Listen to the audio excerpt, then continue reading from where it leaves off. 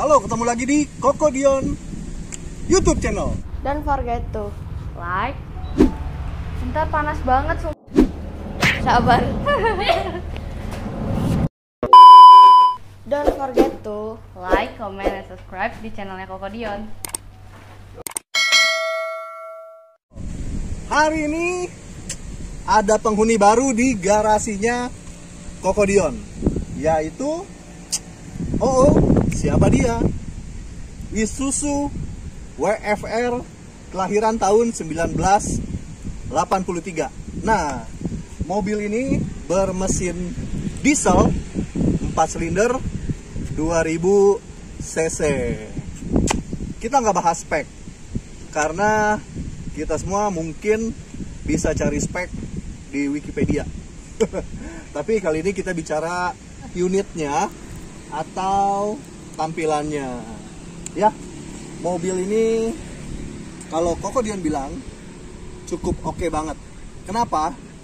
Karena nomor 1 dari kilometer. Kilometernya aja baru 100 ribuan, teman-teman. Nah, dengan kilometer yang masih cukup rendah, maka otomatis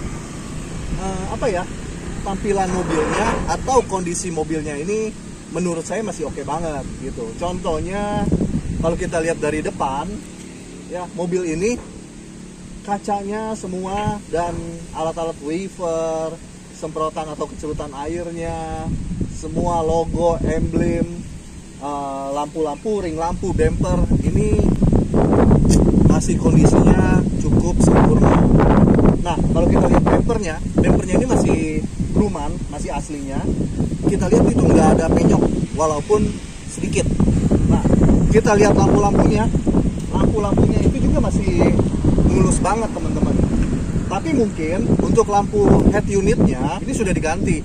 Nah, karena kalau saya lihat mereknya itu merek Hella.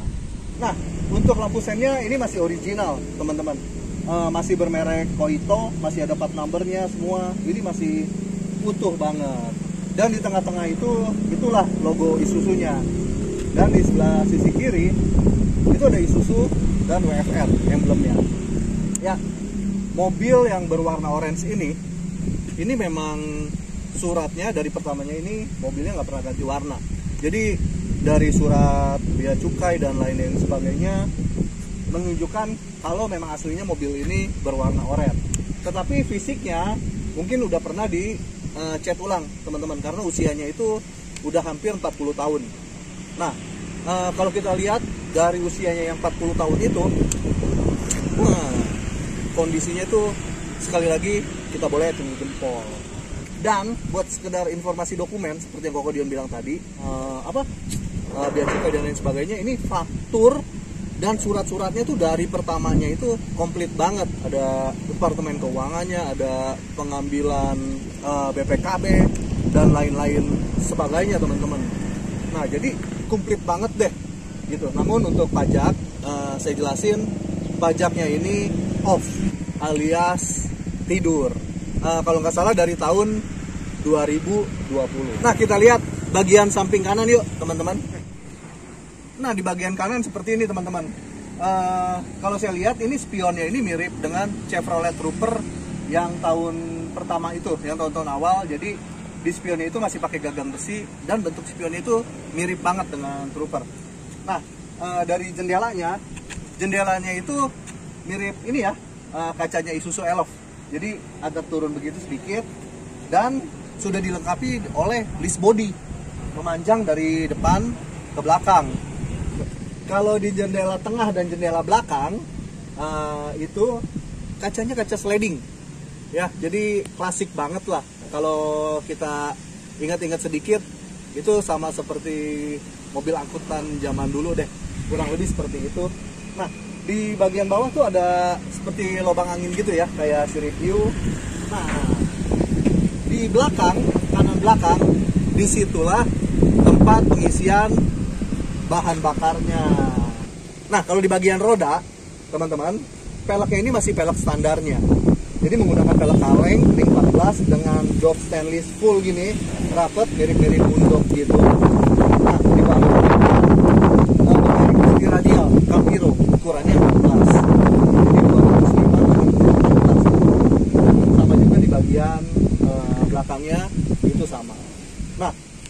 di bagian depan ini ada footstepnya gini buat naik. Ini dilapis karet, tapi ini semua dalam kondisi asli gitu. Mau lihat sebelah kirinya seperti apa? Yuk kita lihat. Nah, di sebelah kiri kurang lebih kalau bicara bentuk pasti sama dong, kan nggak mungkin kalau sebelah kanan begini modelnya sebelah kiri lain. Nah, tetapi yang asik pintu belakangnya itu atau pintu tengahnya dia pakai pintunya udah sliding ya, jadi apa ya, enak banget lah, simple gitu. Nah, bagiannya pun sama seperti ini, ada seringnya yang memanjang ya kan. Nah, lalu ini yang lupa saya jelasin tadi pas bicara bumper. Nah, bumper, di ujung bumpernya itu ada karet ya teman-teman, ada karet hitam gitu. Jadi mobil itu kelihatan asik banget, kelihatan JDM-nya banget gitu. Nah, untuk belakang pasti teman-teman penasaran. Di belakang itu bukaan pintunya itu ada dua. Jadi di bagian kiri dan kanan.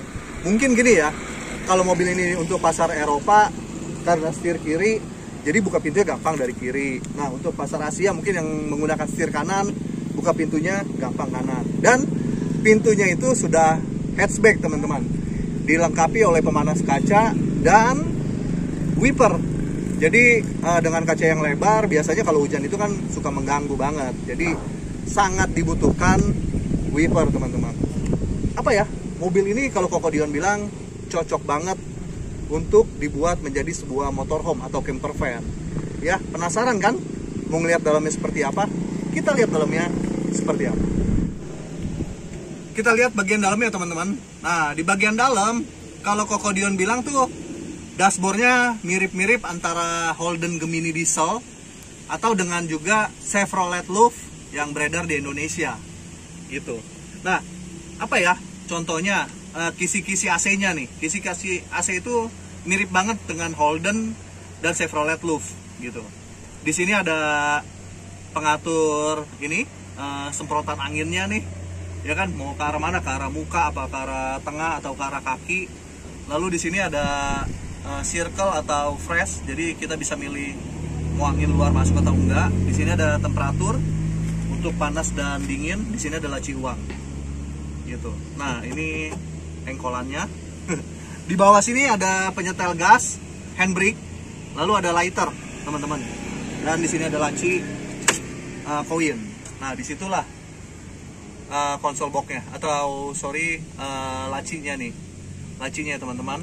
Nah, di bagian door trimnya itu sedikit unik teman-teman ya. Jadi kalau sebelah kanan ini masih manual alias masih engkol, tetapi kalau yang di sebelah kiri itu sudah menggunakan power window. Dan untuk memudahkan ngebuka kaca kiri kalau kita nyetir sendirian, itu ada tombol power window-nya dari sebelah kanan. Nah, yang saya bilang itu masih asik, jadi stiker-stiker keterangannya nih, cautionnya semua ini masih nempel. Door trim juga masih original, di sini ada kantongnya. Dan setirnya ini saya yakin banget kilometernya itu benar alias nggak diputar, karena kulit jeruknya nih ini masih berasa banget teman-teman. Jadi setirnya ini belum licin gitu. Nah, di sini ada hand grip untuk memudahkan kita naik. Tapi mobilnya sih secara keseluruhan nggak terlalu tinggi lah, masih sedang banget. Dan besarnya pun dimensinya sepertinya nggak beda jauh dengan Toyota Hiace lama tahun 80-an gitu, atau sama juga dengan L300. Jadi mobil ini boleh saya jelasin sudah menggunakan power steering gitu. Jadi artinya udah ringan, dan jok-joknya pun masih menggunakan kulit aslinya. Jadi perpaduan antara bahan sintetis dan bahan bluru. Nah, untuk bagian tengahnya ini bisa jadi senderan. Tapi kalau kita tekuk seperti ini bisa menjadi holder ya, alias mungkin tempat tisu atau apa. Nah, di sini bisa buat taruh botol minum. Jadi bisa untuk 3 penumpang dan 2 penumpang bagian depannya. Kita mau lihat bagian tengah teman-teman. Dia nggak kalah kerennya dengan mobil camper atau mobil touring. Nah, untuk masuk ke ruangan tengah, di sini ada satu tangga ya, teman-teman.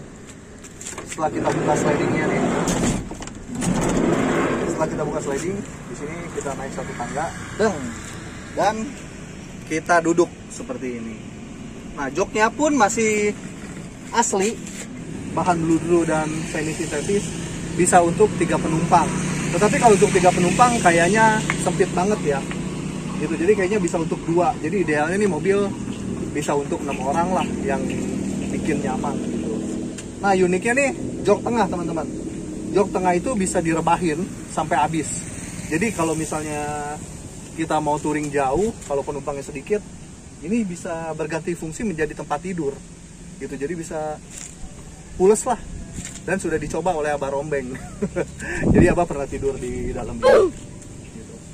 Nah, kurang lebih seperti ini. Ruangannya besar, sudah dilengkapi oleh AC double blower. Nah, tapi AC double blowernya bukan asli ya, ini tambahan gitu. Dan kurang lebih seperti itu. Semuanya masih original.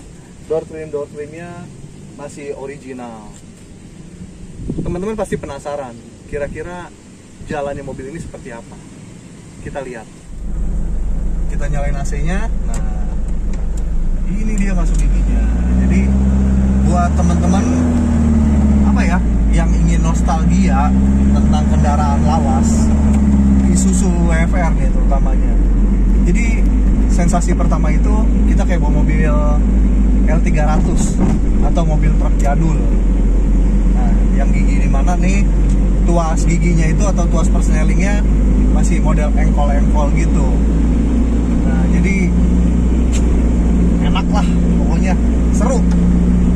Nah, walaupun mobil ini mobil minibus atau mobil kargo mungkin ya, diciptakan untuk mobil kargo, tapi suspensinya alias bantingannya nyoy empuk banget. Apalagi mobil ini shocknya pun udah pakai shock lumayan, teman-teman. Nah, kita ngebahas juga buat mobil ini aja, khususnya si Orange ini ya. Apa ya namanya, enak banget gitu. Jadi masih enak banget buat nikungnya, buat jalannya, buat koplingnya. AC-nya juga double blower. Yuk kita nikmatin aja. Gimana Red, menurut kamu Red? Nyaman gak Red? Nyaman. Nggak kalah kemarin ya sama Hyundai H1. Asik kan? Nih kita udah berapa putaran nih. Udah ready tuh, sampai nggak mau turun dia dari mobil ini. Ya kan? Asik banget kan? Nyaman sekali mobilnya. Jadi mirip-mirip suspensinya tuh mirip kayak mobil Eropa lah. Kayak VW kombi begitu. Jadi saya jamin baik pengemudi maupun penumpang dengan ruangan yang luas kayak gini nggak akan capek. Oke, jadi kayaknya kita sudahi aja reviewnya. Pokoknya buat teman-teman yang mau tahu harganya ini kita buka di angka 150 juta. Dan silakan DM ke garasi Kokodion atau ke nomor telepon Kokodion. Ini nomor teleponnya. Terima kasih buat yang sudah menyaksikan. Tetap dukung channelnya Kokodion dengan cara subscribe dan tekan loncengnya. Karena dengan menekan lonceng, lo semua pasti akan dapat notifikasi apabila kita lagi upload video baru. Betul, Dad? Yo, thank you. God bless you. Koko doakan semoga semuanya akan mendapatkan keinginannya atau cita-citanya untuk memiliki mobil hobi.